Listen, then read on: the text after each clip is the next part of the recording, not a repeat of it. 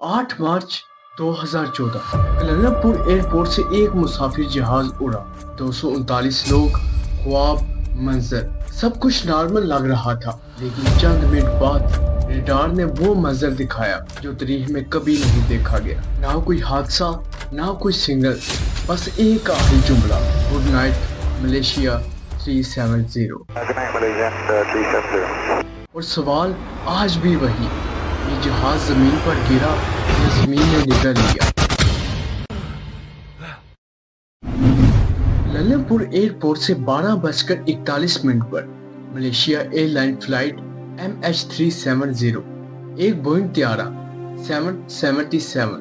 ये जहाज दुनिया के सबसे महफूज त्यारों में शुमार होता है। पायलट कैप्टन जहारी अहमद शाह थे, जिनके पास 18,000 घंटे से ज्यादा फ्लाइट एक्सपीरियंस था। साथ को पायलट फरीद अहमद, सिर्फ 27 साल का नौजवान। ये इनकी तरबियत की आखिरी परवाज में से एक थी। सब कुछ नॉर्मल था, हवा पुरसुकून, मौसम साफ और फ्लाइट बिल्कुल अपने वक्त पर रवाना हुई। रात के 1:07 पर जहाज ने आखिरी मर्तबा खुद का सिग्नल भेजा। 1:19 पर कैप्टन की आवाज आई, गुड नाइट मलेशिया 370। और फिर जहाज गायब। कुछ ही लम्हों में वो रेडार पर नुक्ता मिट गया।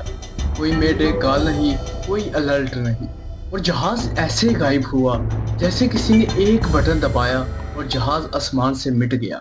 इब्तदाई तौर पर तो समझा गया शायद जहाज वियतनाम के साहिल के करीब समुद्र में गिर गया।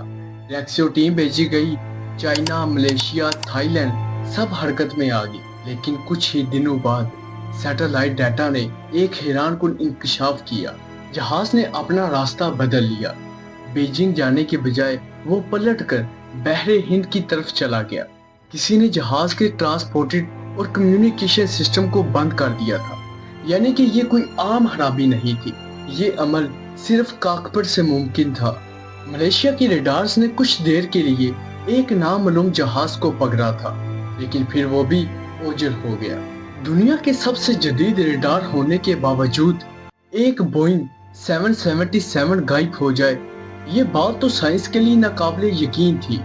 सैटेलाइट कंपनी इनमारसैट ने जहाज के इंजन से आने वाले पिंक सिग्नल ट्रेस किए।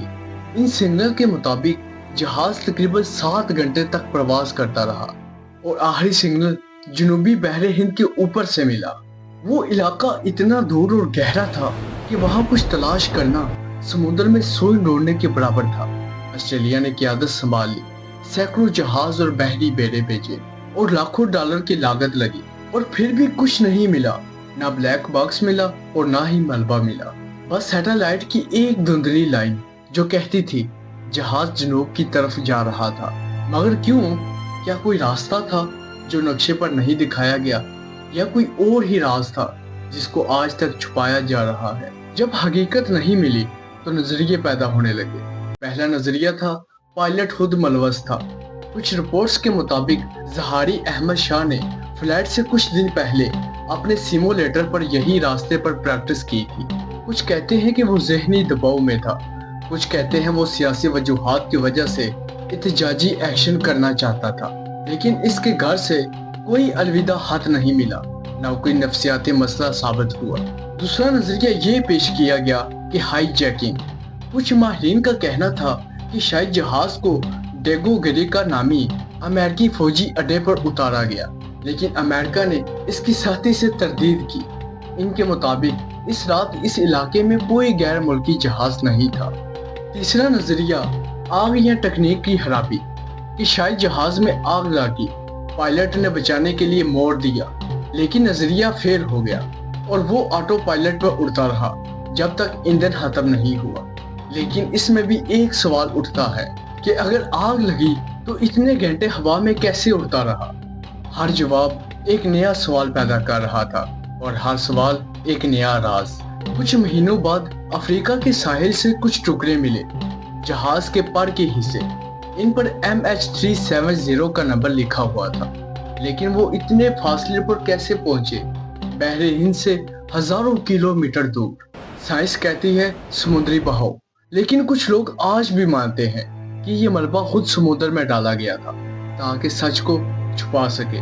آسٹریلیا حکومت نے تقریباً 1,60,000 مربع کلومیٹر علاقہ چھانا، اور جب دنیا نے ہار مان لی تو کچھ سوال رہ گئے، ایسے سوال جن کے جواب شاید سمندر کے اندر موجود ہیں، کہ 11 سال گزر گئے، نہ مسافروں کا پتہ اور نہ سچ کا پتہ۔ 239 گھر، 239 دعائیں اور ایک ایسا راز جو جدید ٹیکنالوجی کے دور میں بھی حل نہ ہو سکا۔ دنیا چاند پر پہنچ گئی، مریخ پر مشن بھیج دیا گیا، لیکن ایک جہاز جو کہ اس زمین اور اس آسمان کے درمیان میں تھا، ہم ڈھونڈ نہیں سکے۔ کچھ جہاز زمین پر نہیں گرتے، وہ وقت میں گم ہو جاتے ہیں۔